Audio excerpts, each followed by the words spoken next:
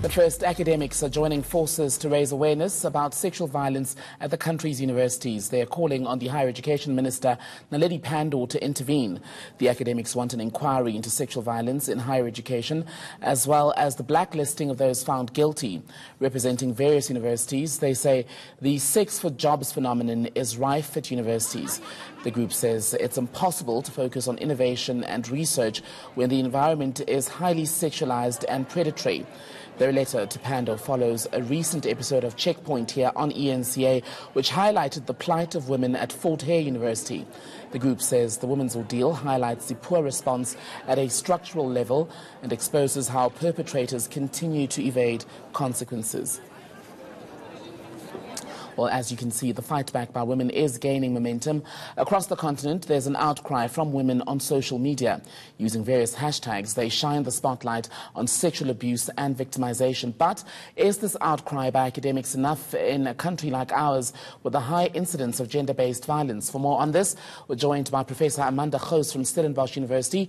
She joins us via Skype this morning. Hi there, Professor. So some of your colleagues signing on to this effort and calling on the Higher Education Minister to finally take a position and act against sexual violence at our universities. It feels as though we're at the beginning of a historic moment, perhaps a revolution. Do you agree? Well, I think this is the first time this has happened. I've been the chair of the Sexual Harassment Advisory Committee at Stellenbosch University for many years, and never in that time that we have women signing on to a petition that will go to the minister around this issue. And one also needs to ask the question. 2 years ago, at the end of 2016, well, a bit more than 2 years ago, there were the task teams on hashtag End Rape Culture. So task teams were appointed after the student revolts around sexual harassment. And what has happened to the recommendations of those task teams? Why are they not being implemented? I think that's the question, because it is really a problem, not only jobs for sex, but marks for sex, and also the fact that there is a normalization of all kinds of sexual harassment and sexual violence practices in the institutional cultures of universities. So what are we doing about that? But seeing, Professor, just A, the fear and stigma around victims speaking out, and B, the lack of action from the universities on the back of incidents such as the RU reference list, where students were exposing alleged sexual perpetrators, be it students or lecturers at Rhodes and some of the other institutions. Do you think that any intervention, as is being demanded by these academics, by the Minister of Higher Education, would yield any real fruit? Well, I mean, why has it not yielded any fruit up to this point? There's been very important recommendations. And I think part of the issue now is, what do you do about the due process of people who are accused of sexual harassment, right? In the United States, we saw hashtag #MeToo, and people got fired from positions without court cases.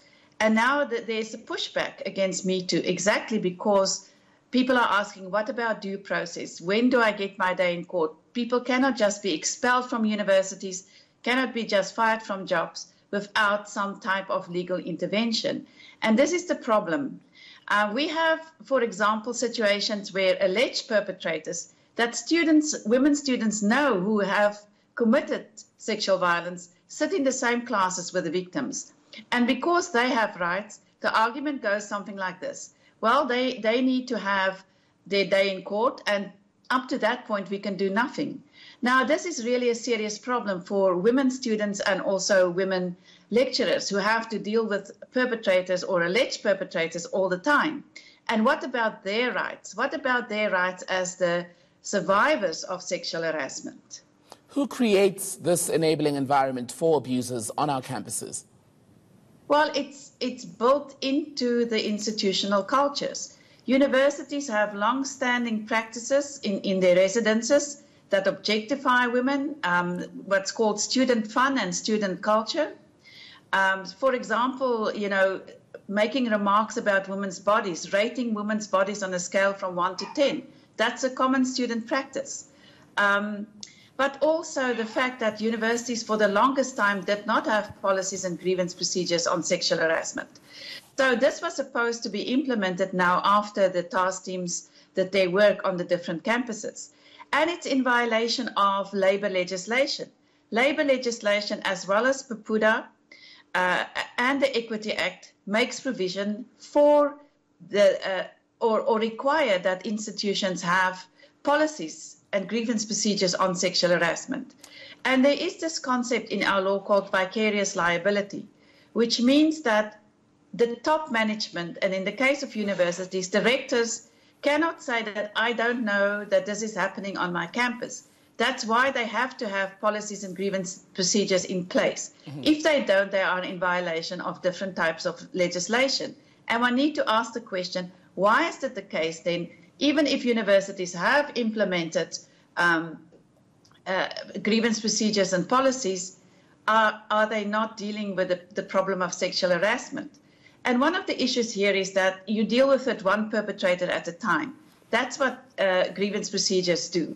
They look at things after the fact, the violations after the fact.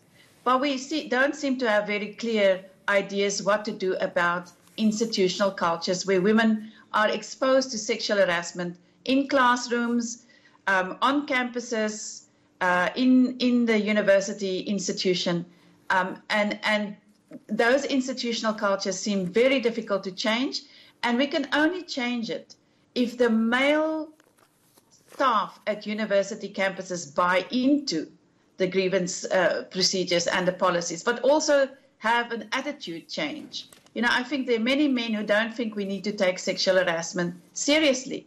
This sort of idea that boys will be boys and women are way too uptight about these issues. But over years, the violations have become more and more serious. And now we talk about sexual assault, we talk about rape, and many women don't report because if we've looked at the Cheryl Zondo and the Omotoso case, that secondary victimization, in other words, the questions being asked, why were you in a certain place? Why were you wearing a short dress? Were you drinking? Basically makes the victim the perpetrator. The victim is the one that's being interrogated. So the responsibility is on the victim to prove that she was sexually violated. And this is the problem with law, is that in the case of sexual harassment, which is very different from other types of violations or crime, like if you have a burglary, it's not on the responsibility is not on you to prove that you had a burglary. You need to find the perpetrator and deal with the perpetrator. But in the case of sexual violation, the responsibility is being placed on the victim to prove that she was sexually violated. And that secondary victimization, many women just do not report because they don't want to go through that whole process. All right, Professor Amanda Gouws, so much to talk about, but thank you for your time. We'll invite you on again at a later date as we continue to monitor this developing story.